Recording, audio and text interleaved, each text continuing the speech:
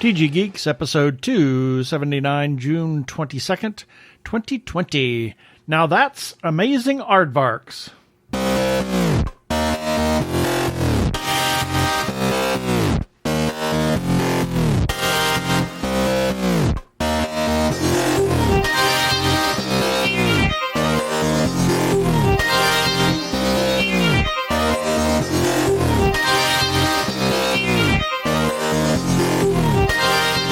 Hello and welcome to another webcast from tggeeks.com, where Ben and Keith, the Two Gay Geeks, talk about all aspects of geekdom and nerdery, sci-fi, comics, film, horror, genre, you name it, we talk about it.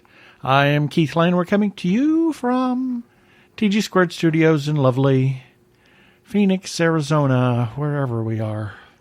And this is Ben Raggington coming to you from TG Squared Studios in the hot town of Summerfell. Not Winterfell, but we're in Summerfell, and yes, summer is coming. Yes, let's get on with it.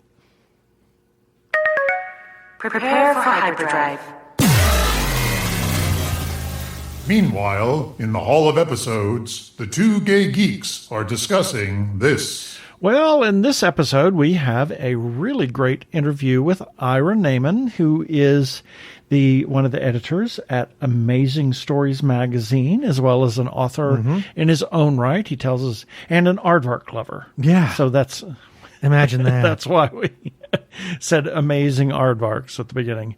We'll have our birthday shout-outs, our featured podcast of the week, and lots of feedback this week. And then we have regular shout-outs and a couple of things in the second segment, should we have time to get there. Oh, I hope so. And then our weekly recap and our regular shout-outs. So we're just going to get right to it.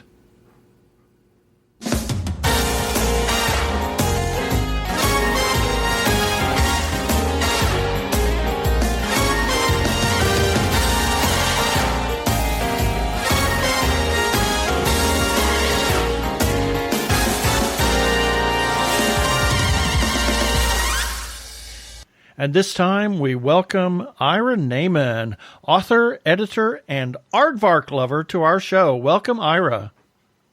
Hi, great to be here. Yeah, so why don't you tell us, who is Ira Nayman? Give us the slow elevator pitch. The slow elevator or to the long elevator pitch. Or to the top of the Empire State Building pitch of who you are and what it is that you do. Sure. The family sort of legend is that when I was 8 years old, I decided to devote my life to writing comedy. So I've been doing that for a little over 50 years now. I've written 6 published novels, about a dozen collections of short stories. Over the last decade, I've combined it with speculative fiction, and I've done a bunch of other stuff. And also in the editor category, I am the editor of Amazing Stories magazine. Oh, that's cool. That's a big deal. That's a huge deal. Yeah. Yep. It is. I'm sure your listeners are going to be familiar with this, but just in case there are one or two who aren't, it is in fact the magazine that was started by Hugo Gernsback in 1926. It's had just about every well-known author in the field published in it at one time or another, and exactly. And we revived it a couple of years ago, and I couldn't be prouder of the magazine that we've been able to put out. That's great. So, in a nutshell, those are the things that I do. Cool. I just want to ask about the Amazing Stories magazine. Is it physical or digital or both or combination or what? It's both. It's both. And okay. I'd like to give big props to Kermit Woodall, our art director, who has designed a really lovely package When I took on the mantle of editor of the magazine, one of the first things I did was to pick up a bunch of other science fiction magazines to see what they were doing. And one of the things that surprised me a little bit was how they're really dense text, but not a lot of interior illustrations. So we're actually magazine-sized. We're not digest-sized. And every story comes with a full-page illustration. Oh, cool. And it's a really... obviously, as editor, I think it's a great read, but it's also just a lovely artifact. I am thrilled every time I get a new issue and see just how lovely it is. Wow, that's incredible. When you talked about... No, that's amazing. Where's my sound? Sorry, yeah. I don't have my iPad hooked up. Contractually needed to do that. Sorry. Yeah. I forgot to hook my iPad up. I may have to insert that. Editing, here we come. So I just have to say that when you the moment you said short stories, you've done some anthologies with short stories. You said short stories, and I don't know whether that was intentional or if that was just a slip. That was intentional. The basic idea is that those books are collections of fake news articles from the alternate reality news service. So the alternate reality news service sends people into other dimensions, and then they come back and write news articles about what they find there. There are several books that are just kind of collections of news, reviews, interviews, anything you could expect to see in your daily newspaper, you could expect to see in those books. Interesting. There are 2 books of humorous science fiction advice columns.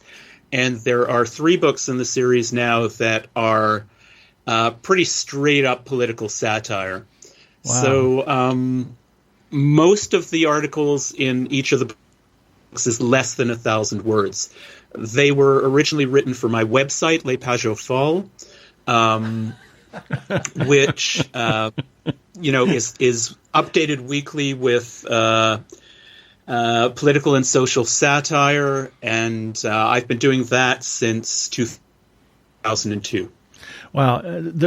I asked that because I remember my first introduction to reading any science fiction was way back in the 60s when I was in grade school, and they had it was a box where you could go and pick up these little short stories, and they had some of them were 1 paragraph, and some of them were 10 paragraphs, and some of them were several pages, and it was this whole box of stuff. And I must have read all of the science fiction in every category that was there. And they were literally short stories, and some of them were extremely short stories in the sense that kind of like what Day the Earth Stood Still was like a 1 page, or was it it's one like paragraph or something? It's like 2 pages. Yeah, it's really, really short. I got to say, I've been with this man since 1996. I never heard that story before. Oh, I thought I've told that story. No, I have never heard that before. But you weren't listening. It was your other husband. It was my other husband? Or maybe. Oops. Oh, well. Oops. Okay. So we're all learning something new. Yes. Yes. I feel quite enlightened, but I would say now I understand what was your gateway. The breakup episode. The divorce episode. No, anyway. Yeah, I thought I had told that. No, I'd never heard that before, but it Yeah. explains a lot about you now. Now I get what your gateway was. Okay, Yeah, that's really far out. And then after that, I just began to devour science fiction. And unfortunately, I never read Amazing Stories. I don't know why. Part of it is that I grew up in a very, very small town in northeastern Oklahoma. So there wasn't a lot. And I never was a comic book guy either. I tried to get into comics and never found a gateway to comics on that. So, but I did, discover other science fiction and watched a tremendous amount of science fiction. So this is not an interview of me. This is an interview of you. So what? Nice save. Yes. What is it that you have written that kind of led into this editor thing of other, because I'm sure you get a tremendous number of stories that you have to read and at least, what's the word I'm looking for? Edit? Edit. Yeah. Well, duh. You have to parse through and decide what's going to be in the magazine. What are some of the stuff that you have written, and what type of stories are those? For sure. Well, one of the things I learned very quickly when I started editing the magazine was that a magazine always takes on the personality of the person who's choosing the stories. That kind of just makes sense to me. And obviously, because I come from a humor writing background, I put a high emphasis on fun, right? And humorous stories in particular are always welcome. That having been said, when Steve Davidson, the editor, Kermit, and myself sort of sat down and decided what kind of magazine we would want, we quickly developed a couple of principles. One is that we all grew up with this science fiction of the 60s and 70s, stuff like the original series Star Trek, which was very positive, like very hopeful about the future. Sure, there were adventures and there were conflicts and stuff, but the overall vision was a future that we kind of would have liked to have lived in. Right. And Still when do. we surveyed, when we were looking at kind of where the science fiction landscape was today, it was all sort of dark post-apocalyptic kind of stuff, and so we really wanted a magazine that was a lot more hopeful and a lot more positive about the future. Right. So that was kind of one of our aims. Another thing, frankly, is we wanted a diverse magazine. One of the things I'm most proud of is that we, for most of our issues, have had gender parity, so as many female writers as male writers. Oh, good. And we're always open to voices that haven't been heard all that much in the mainstream, right? Mm-hmm. People of color, diverse genders. I mean, whatever communities have not been heard, we're always particularly looking for representatives of those. In terms of writers and in terms of subject matter, because I mean, one of the things that I'm aware of is that if you are a member of a particular group that hasn't been represented, but you write the same sort of adventure stories that the mainstream already has too many of, you're not really promoting that group, if that makes sense. It does. Right. Right. So I actually want to see, again, so stuff that I'm proud of. In the first issue, there's a Canadian author named Drew Hayden Taylor. Just a fantastically funny and smart writer who just happens to be a native Canadian Indigenous person. And so, when we drew up a list of who we wanted to contribute, he was high on my list to the first issue. He was high on my list, and when I approached him, he was like, yeah, I think I have something for you. Loved the fact that we got him into the first issue. We've had a couple of stories that focus on heroes who are differently abled. It always, it always gives me a great sense of accomplishment when we can get different voices into the magazine. So, those are a couple of the guiding kind of precepts of what we're trying to do with the new Amazing Stories. Right. You hit on something that I thought was interesting, and I want to ask sort of two questions on this. You mentioned how there seems to be this prevalence of very dark science fiction, some things that are very dystopian, or lots of post-apocalyptic, which is why under your tenure you've been looking to do more of the optimistic views that sci-fi can offer. So my first question is, why do you think the dark science fiction has taken on the way that it has. I mean, I can sort of understand why maybe writers would want to write it, because there's something very psychologically therapeutic about doing that. But why has it taken on such popularity among readers? And as a response, what has been the reaction to the more positive kind of content that Amazing Stories is putting out? Okay. Well, I mean, without getting into any sort of dissertation, we're all psychotic on the nature of science fiction. What I will say, no, I wouldn't say that. What I will say is that people have kind of a mistaken idea that science fiction is somehow a projection of the future, whereas most science fiction is actually a representation of the time in which it was written.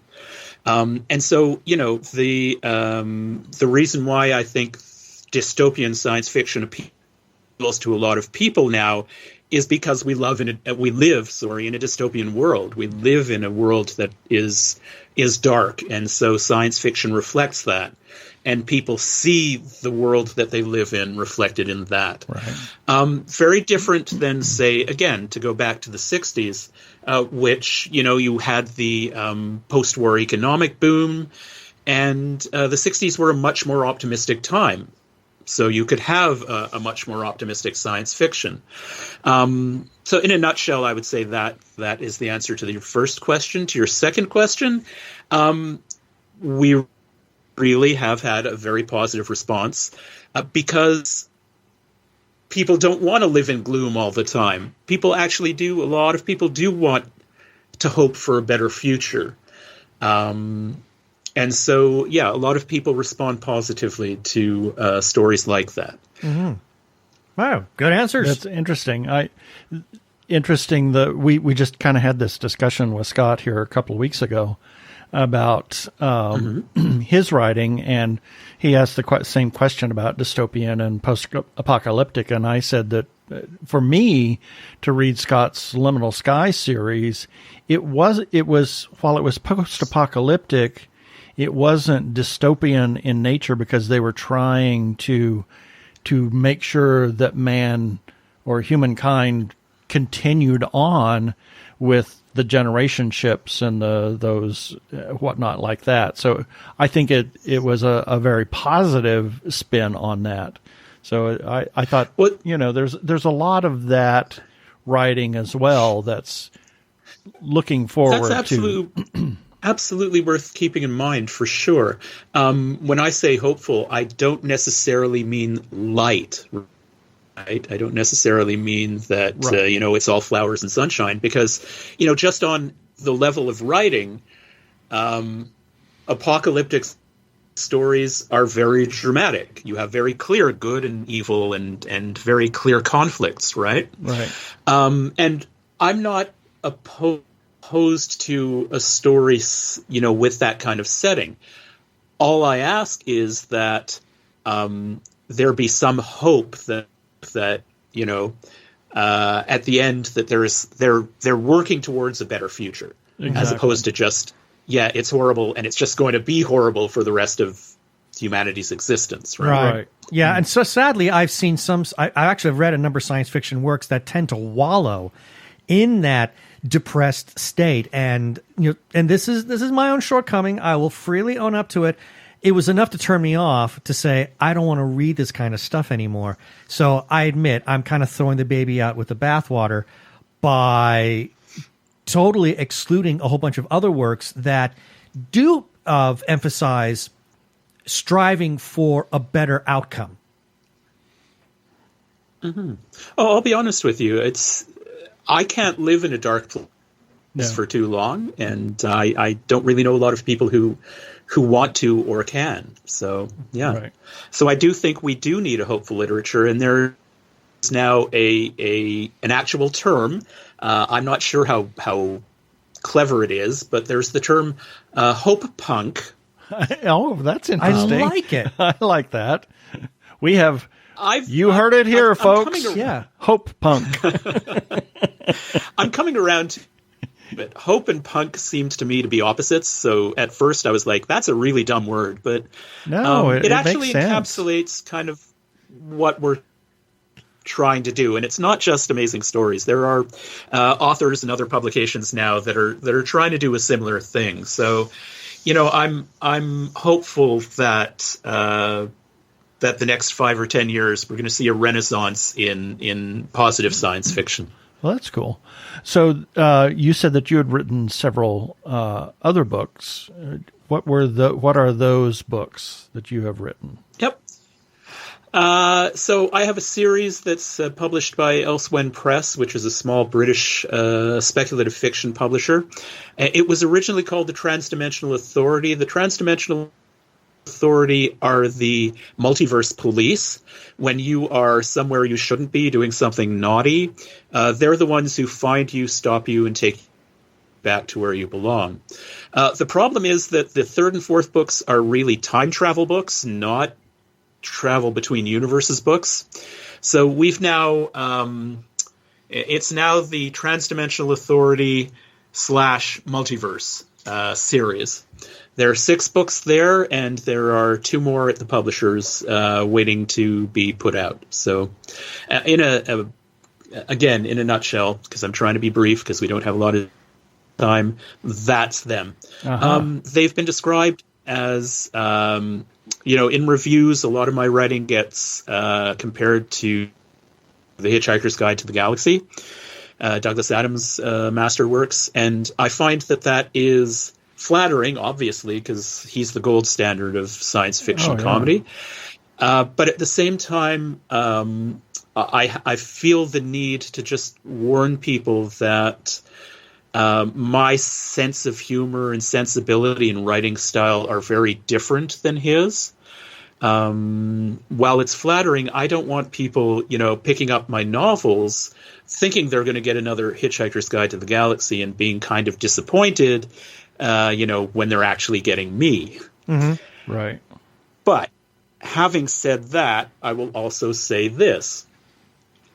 I was talking to Peter Buck at Elsewhen Press, and I told him that story. I told him about that, and he said, a good friend of mine was working with Douglas Adams towards the end of his life, and I got to know Douglas Adams quite well. And I would say of all the people who've been writing humorous science fiction, you're the one who is closest to taking up his mantle. Wow. And after I heard that, I'm like, oh, well, okay, thanks. I guess I shouldn't be too insistent upon disowning that comparison. Right. Mm-hmm. Interesting. So. It sounds like you've got some fantastic work out there. And as we talk to more authors, I see my list of books that I need to read just growing exponentially. My Kindle has blown up, and I had to buy another one, and it blew up. Yeah, and when you consider that everything is kind of streamed to your device, sure. But yeah, it's like now I need to start looking at your work as well. I want to back up on one question though, and that is we're talking about amazing. Sure. Oh, blah blah blah blah. That's amazing. Shit. Amazing stories. Amazing stories. Thank you very much. Now, you mentioned the different platforms that can be available. Where can people find that if they want to stick to a digital platform? Well, Amazing Stories, you can order it directly from the Amazing Stories website.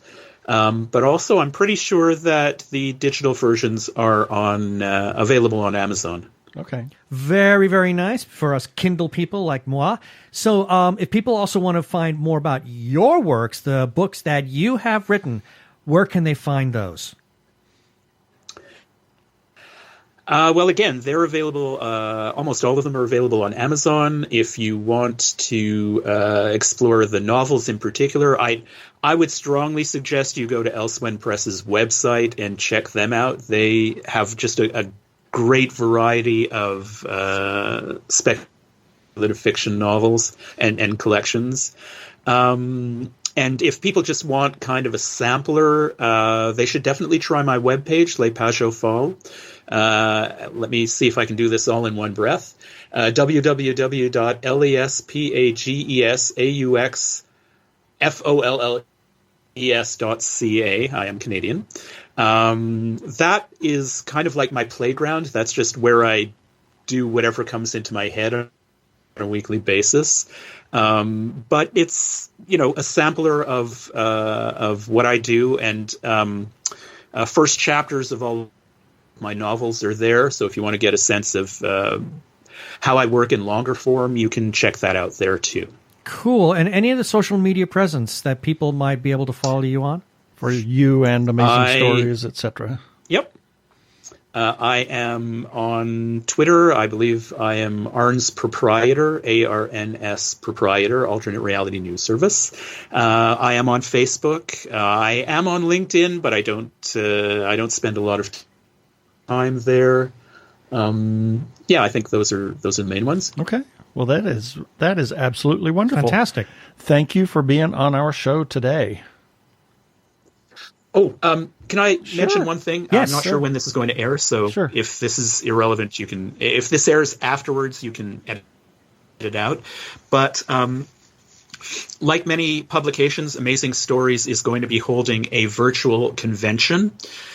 We've got 42 of our contributors who are going to be doing readings. There are going to be panels. It is going to be a Zoom convention, and it's going to take place between the weekend of June 12th to 14th. So if anybody's interested in kind of coming and hanging out and listening to contributors to Amazing Stories, they should definitely look for that. All right. Super. Thank you for being with us this time. My pleasure. This is Zachary Wheeler, science fiction novelist, author of Transient and the Max in the Multiverse series, and you are listening to the Two Gay Geeks. That was a really fascinating interview. I was just happy that we got him. Exactly. I mean, the editor of Amazing Stories? Hello. Exactly. I think that's a big deal. Lots of fun. Lots of fun. So here's a few selected birthdays for June 22nd, 2020 through June 28th, 2020. June 22nd, Meryl Streep, actress. She's been a little bit of everything. Devil Wears Prada, Julie and Julia. She's been married to Don Gummer since 1978. God bless her. I adore this woman. She is such an amazing actress. Yep. And she was at the 1965 Shea Stadium concert for the Beatles. No kidding. I didn't know that. Yeah, and her fans are called Streepers. Well, then I guess we're Streepers then, because I think she's amazing. I do too. Then we have Bruce Campbell, actor, all sorts of weird horror. Dare I say schlock horror? Or just I suppose some of it could be schlocky, especially the stuff, like the Evil Dead. Evil Dead and kind of thing. Bubba Hotep. Oh my God, Bubba Hotep. Oh my God. What a deranged movie that was. Yes. And a lot of TV. Oh my gosh, a ton of TV. He's from Detroit and is good friends with Sam Raimi. Yeah. And that is how they kind of got their start, with the Evil Dead. The Evil Dead stuff. Yep. And then Army of Darkness. Yep. Oh yeah. Then we have Paul Frees, voiceover artist. Most famously, the ghost host in the Haunted Mansion at Disneyland and Disney World. He did a ton. Oh my God, you ought to see the credits for his TV narrations and characters. He was Boris Badenov in the Rocky and Bullwinkle. Rocky and Bullwinkle. He was in the Fantastic Four animated TV series in 1967. I'm going to guess Ben Grimm. Yep. Okay. And he was in the Banana Splits. Oh, really? Let me Evil think. Van Gogh. Who? Evil Van Gogh. I don't remember that character. Oh, yeah. Well, it apparently was. Oh, okay. And in the 60s, he was making $50,000 a year just doing Pillsbury Doughboy work. Was he the voice? Yes. I didn't realize. I can hear it in my head now. Or he was maybe doing the narrations over. Who knows? I think he's probably doing the voice of the Doughboy. I mean, I can hear that in my head now. I mean, it doesn't sound anything like what we're used to hearing, but he could really change his voice around. Oh, so he had a master of all kinds of voices. He did so much overdubbing in films. There was one film that he did because all of the actors had horrific accents or... You had to cover them all? Yeah. And Wow. so he wound up in a 4-way conversation with himself. Ooh, far out. Yeah. Sometimes he would just do certain scenes. Sometimes he would do the entire movie to overdub. Oh, my word. Yeah. So it was very talented and What a talent. What a talent, yeah. And then we have Peter Pears, a singer. He was a tenor. He met Benjamin Britten in 1937. Who are the Britons? Well, they were the Britons. Yeah, quite literally. Yes. And he kind of became Britten's muse of sorts. In fact, most of Britten's work that was written for voice, most of his operas were written with Peter Pears' voice in mind. So they'd lived together for many years. So, June 23rd, Alan Turing, mathematician. He cracked the Enigma code of the Germans in World War II. Significant in the early definition and development of AI. And the thing that is used today, the CAPTCHA things, is a reverse Turing test. Oh, no kidding. Yeah. So he was gay and was submitted to chemical castration and died just a couple of years afterwards. Committed suicide. Yeah.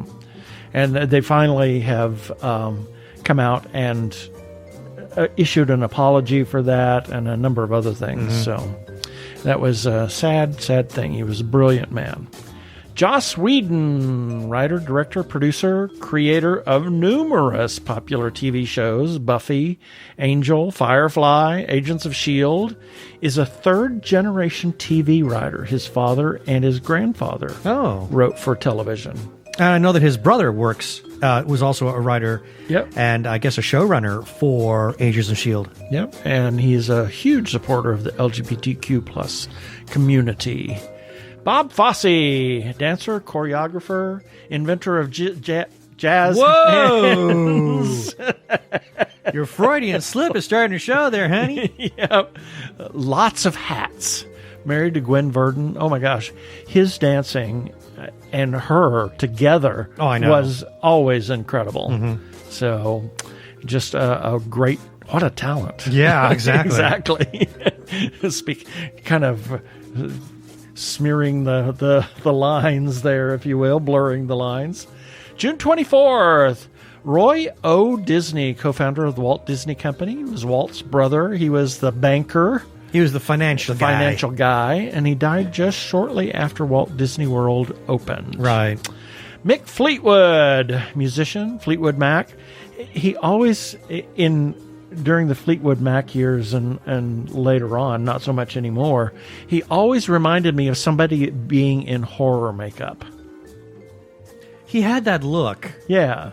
Well, I know that he liked to do a lot of eyeliner when he was on the stage. Yep.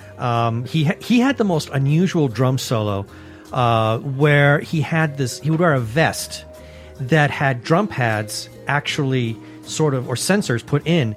And depending on where he hit the vest, it would trigger a different sound. So he would do his drum solo, and then he'd come forward, and then he would pad it in a rhythm and kind of dance. And it was really unusual, and he would just glare at the audience. Very unusual, man. Fascinating.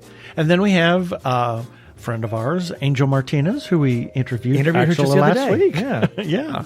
And then Kent Lilly, a former coworker of mine, and Mariah Lane, our niece, my brother's daughter. June 25th, George Michael, singer, Wham, and then his solo career. He wrote Careless Whisper with Andrew Ridgeley on the back of a school bus in high school. Yeah.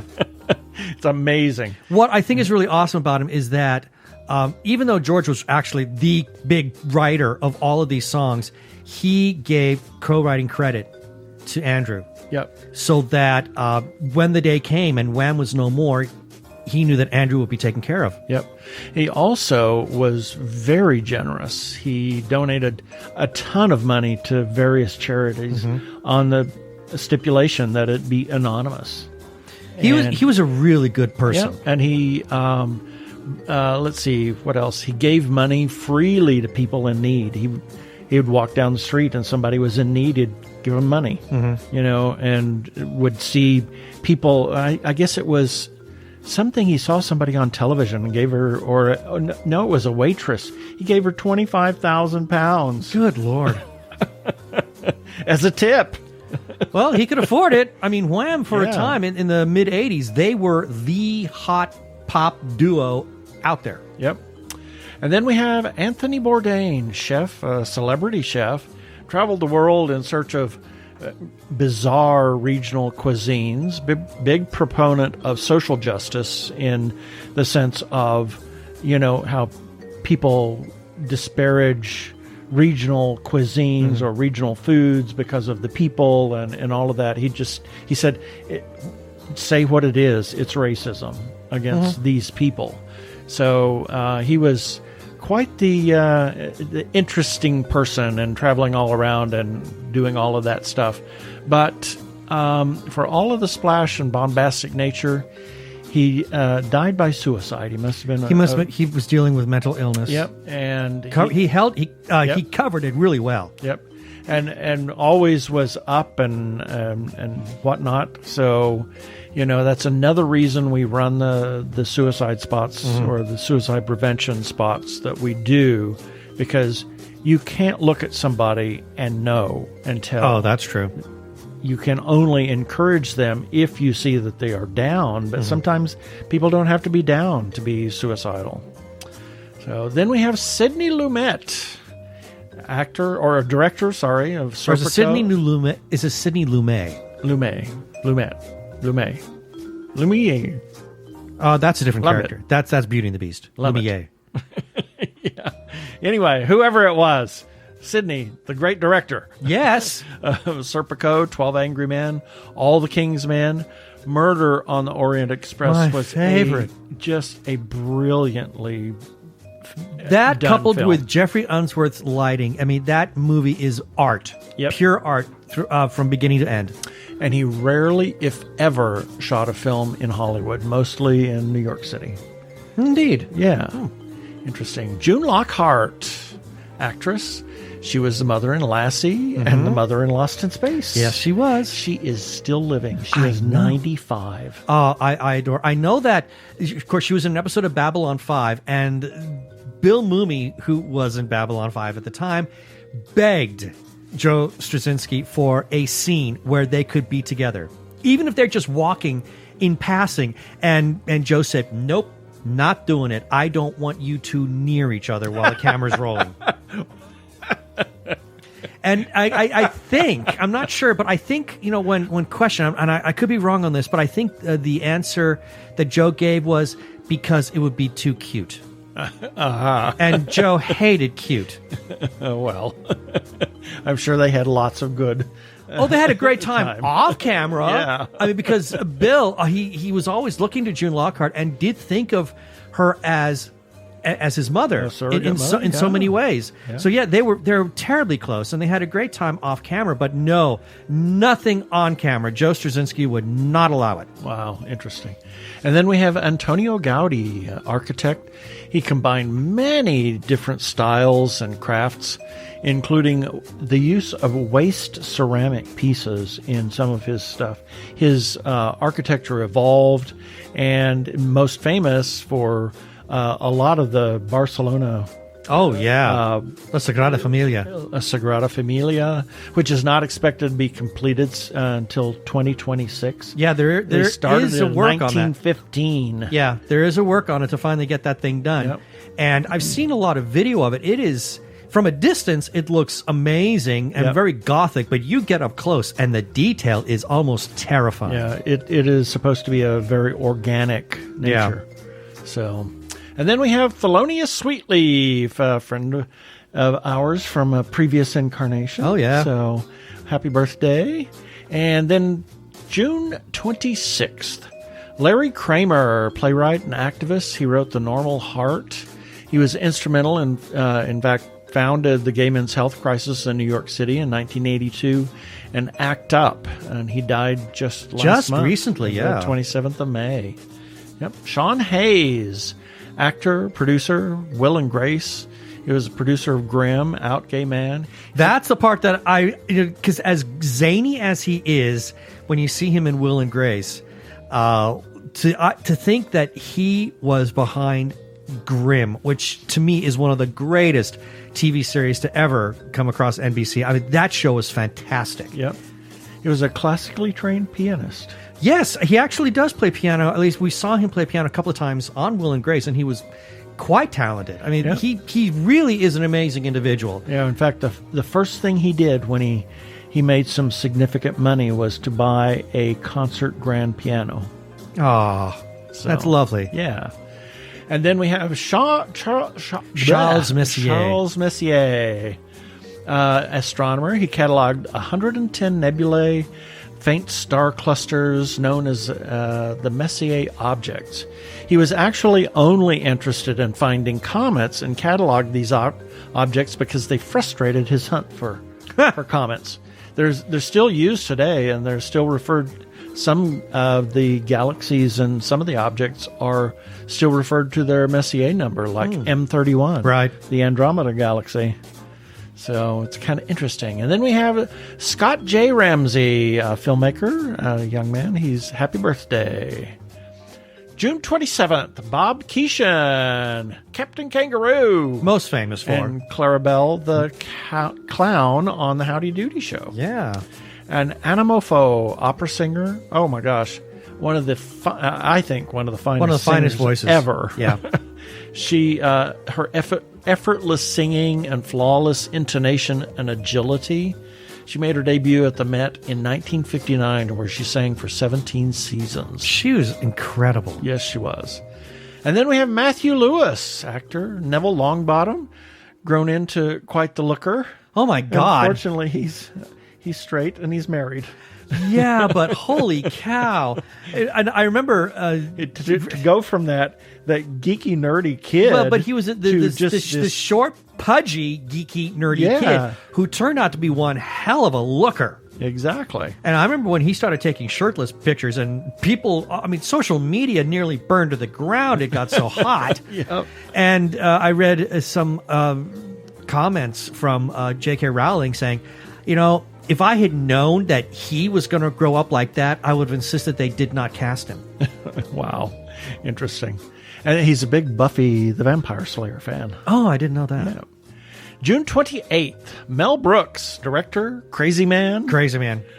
Crazy, not safe for anyone anymore films that could never be made today. Oh, I know. Such as Blazing Saddles and The Producers and Young Frankenstein, Spaceballs. Yeah, but I think he really nailed it with The Producers.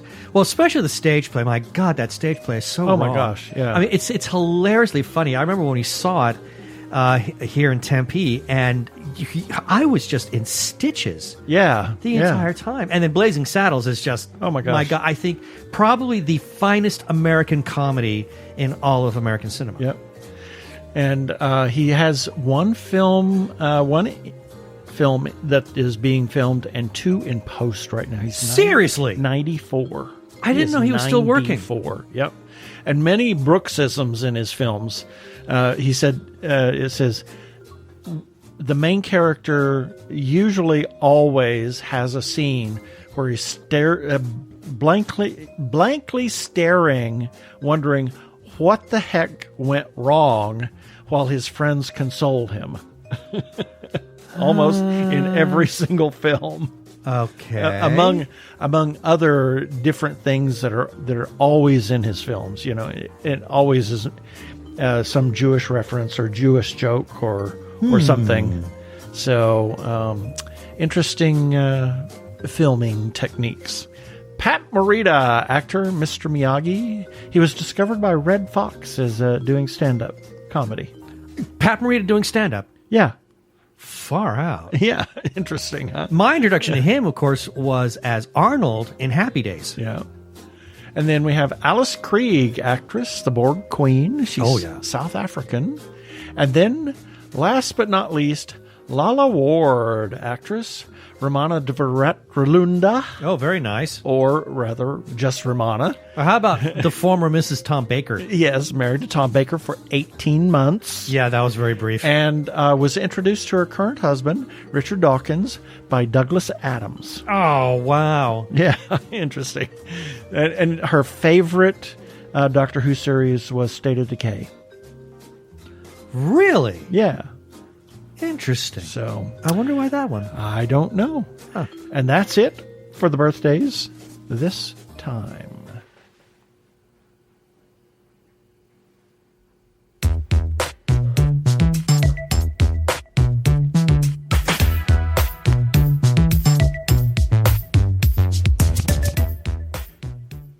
Hi, this is Holly. You're tuned in to Krypton Radio. It's sci-fi for your Wi-Fi.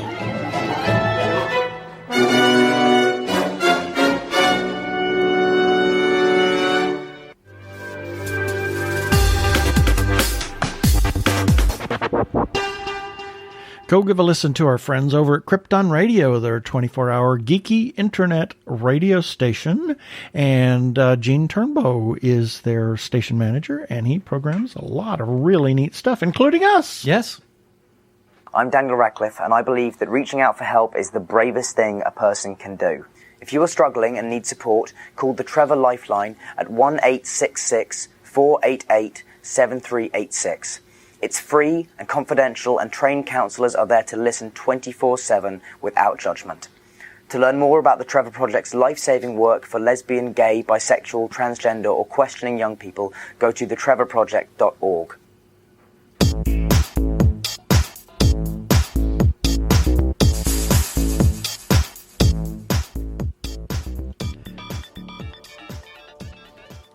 Are you done? I'm done.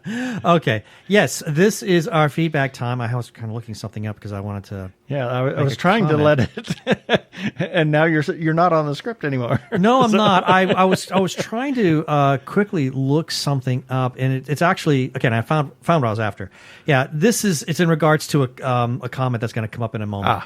Anyway, I see. Yes, so this is our feedback time, and starting things off, this is regarding Dr. Zombie Monster Family Physician number 100. We got a comment from Hamish Downey, who also celebrated his 100 around that same week, and he started off by posting an animated GIF of Will Ferrell from the movie Elf saying, "Congratulations, you did it!"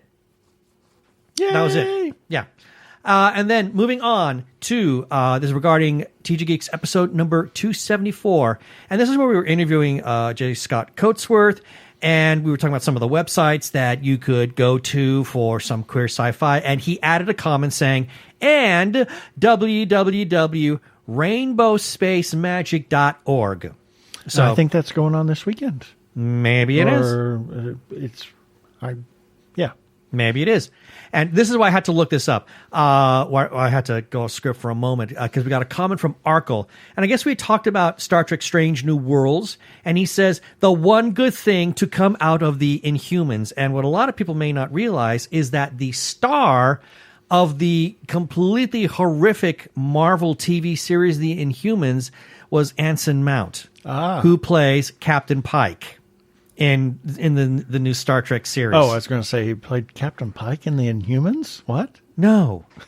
No, in fact, he actually barely spoke. His character as an Inhuman I'm couldn't just speak. being silly. Yeah, I can't remember the name of the character because, let's be honest, The Inhumans was a completely and utterly disastrous TV show.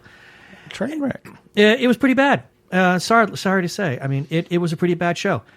And his character couldn't talk because anytime his character did speak, it would cause widespread destruction all over the place. So, but at least here he gets to really act and, all that. So, but yes, the only good thing to come out of the Inhumans is the fact that we get Anson Mount.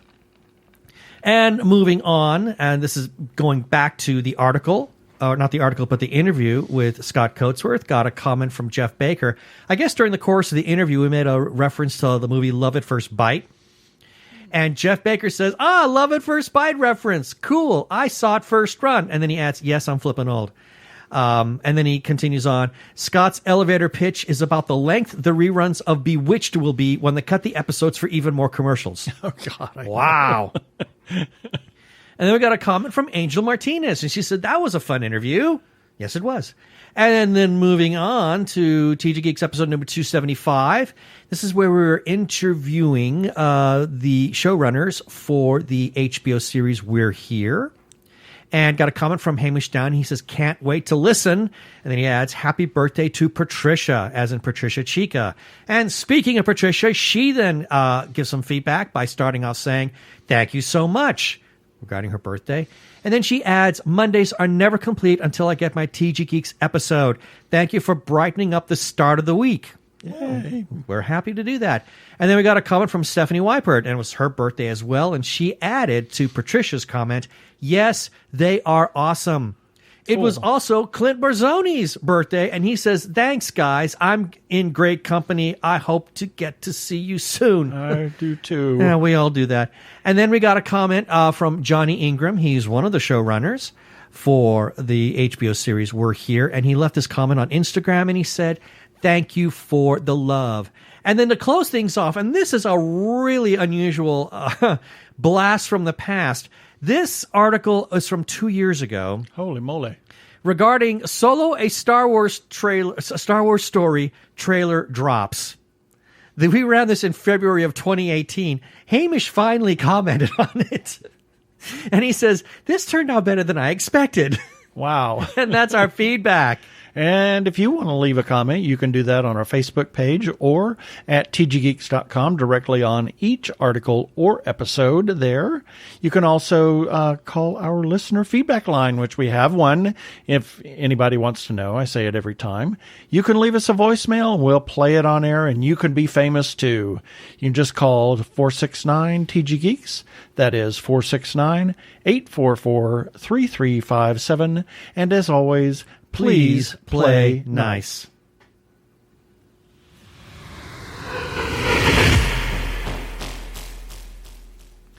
As everybody knows, I hope you know that we are huge supporters of independent creators.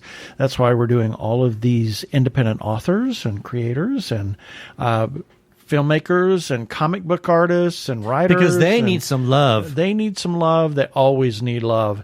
And especially now, since most of the conventions have been canceled, please take a look at their websites at Amazon and other places that you can find their work. Comment on their stuff. Chat them up. If you happen to see them sometime, chat them up. Tell other people about their stuff and buy their stuff. Please consider supporting independent creators.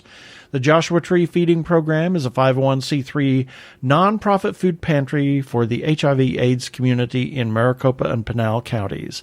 They could use your assistance right now during these trying times. You can give a gift of one time or a monthly recurring gift at jtfp.org.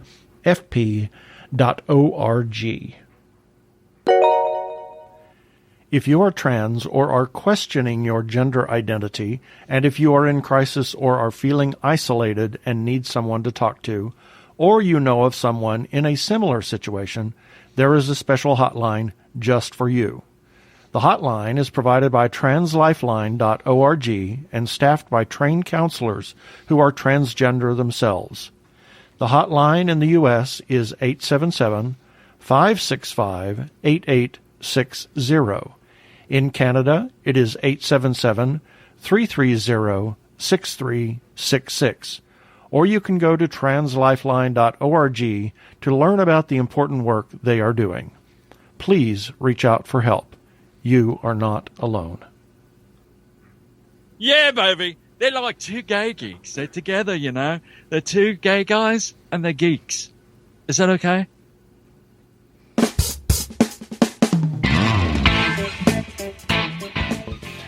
We just have a couple of minutes, but I think we need to talk about these two things. Oh, my God. Yeah, we watched the documentary on Roger Corman's Fantastic Four. Yeah. Holy it was smokes. called Doomed. I think so, yeah. Yeah, and something. But yeah, it basically, we found this on Amazon Prime, and it is about Roger Corman's take, his production of the Fantastic Four, and what an utter train wreck that movie was for all sorts of behind-the-scene reasons. And I really want to see this film. Oh, it's horrid. I know you haven't seen it, but Fantastic Four? I've seen it twice. You have seen it. Sorry, I've seen the movie twice, and it's a disaster. I would love to see it. And, I'm sure we can get my hands on it. If anybody has a copy of it, I know who does. Okay, Eugene's got it. Oh, okay. Well, then we'll try to get a copy of that. I might be able to find it on streaming service as well, but I'll reach out to him and see if we can get our hands on that, because I know he'll send it. But yeah, the movie is just a wreck. Yep. And then, holy crap! Oh my God! This movie ended up. Was it last night or Thursday night? It was Thursday night. Is it? I think it was Thursday night. Maybe. Yes. Oh my God. Yeah. This is a movie that ended up in my TV YouTube library. Oh Lord! Called Night of the Creeps. Oh Lord God! The director's edition. The director's cut. Yes. Yeah. Holy crap! What the heck was that? I mean, this movie is so out there. I mean, it's one of the worst films I've ever watched in terms of horror, teenage 80s horror film, but God, was it fun. Exactly. And, of course, I knew it was an old film because they had the old TriStar logo coming up.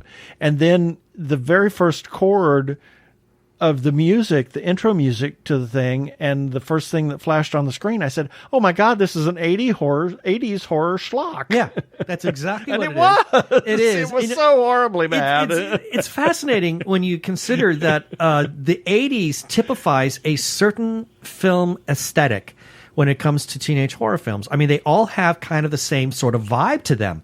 You know, Night of the Comet, Night of the Creeps, you know, and I think that's another reason why the movie Beyond the Gates really appeals so well, because or even Stranger Things second season, because it calls back to a lot of those tropes that made 80s horror so much fun. And Night of the Creeps is a terrible movie, and yet I enjoyed myself from start to finish because it's bad in all the right ways. Exactly. I mean, and when you consider that every main character has a surname of a major filmmaker, horror filmmaker. Yeah, a horror filmmaker. I mean, the movie is just outrageous in that respect. So yeah, I love Night of the Creeps. You can probably find it. Trying to think, it was on TCM.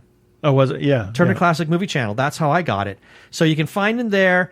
And my God, yeah, if you love 80s schlock horror, especially that has to do with parasitic worms, see this film. You'll love it. Yep.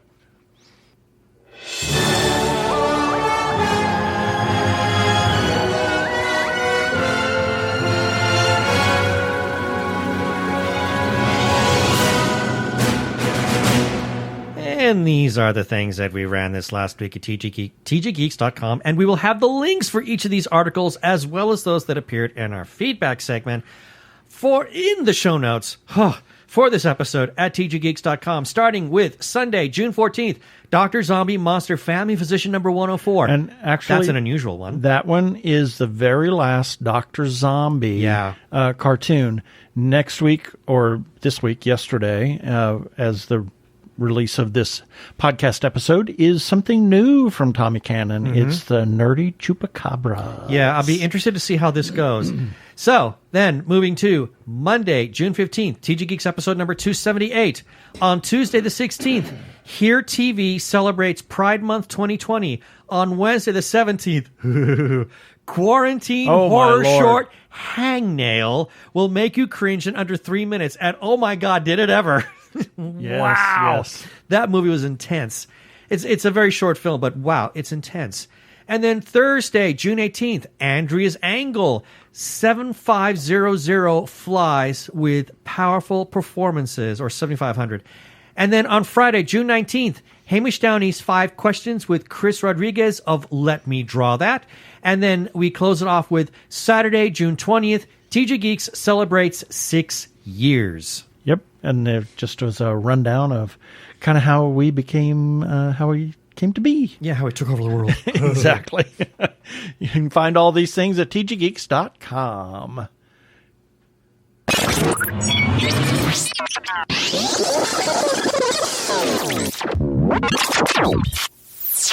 Have to give some shout outs. First to the Arkle Times Post Dispatch News, which was put out by, or is put out by the human Arkle, Brian Weber. I heard some feedback from him a little bit earlier, and the Post Dispatch News sometimes reshares our comment. That's why we're giving him some love. You can find the Post Dispatch News by finding him on Twitter. Search at Arkle, A-R-K-L-E. And speaking of Arkle, his Shameless Cash Grab Season number 4 is done and wrapped up. And that was on Arkle, at Arkle Studios on YouTube, youtube.com/Arkle Studios. And he has picked back up on his series Rants vs. Zombies. Number 14 is about Supergirl Season 5, and he continues to play Star Trek Online. We must also get your signs. Is there something you want to add to that? No. Oh, okay. Sorry, I thought it was my turn. Hardly. Not yet. It's not my turn. No, because we must give some shout outs to a couple of Facebook groups for also allowing us to post our episodes and relevant articles on their pages. First, Two Gay Geeks After Hours. Big thanks to the moderators for literally saying that we can share away our content. Their URL is facebook.com/groups/Gay Geeks After Hours, all one word. And then to The Gay Geek for also allowing us to share our stuff. And their URL is facebook.com/groups/The Gay Geek. And as always, we must give special thanks to their moderator, Jeremiah Reeves. Thank you, Jeremiah. And look for us on Spotify, TuneIn, Stitcher, as well as where other fine podcasts can be found. That's what you were waiting for, wasn't it? Yes, it was. Also, check us out on Krypton Radio at 3 a.m. and 3 p.m. Pacific time on Tuesdays, and listen to their other content. Rate us and review us on iTunes, and don't forget to subscribe to our YouTube channel, where you can surf the internet while you listen to us on your device.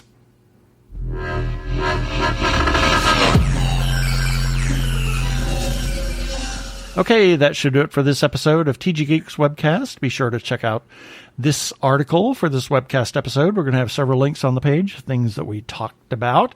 And remember, you can comment on our Facebook page as well as our website, tggeeks.com, or you can leave us a voicemail at 469-TG-GEEKS. That is 469-844-3357. From TG Squared Studios, I'm Keith Lane. Thanks for listening. Please be kind to yourself. Stay home, stay safe, wear a mask. Peace. Cheers.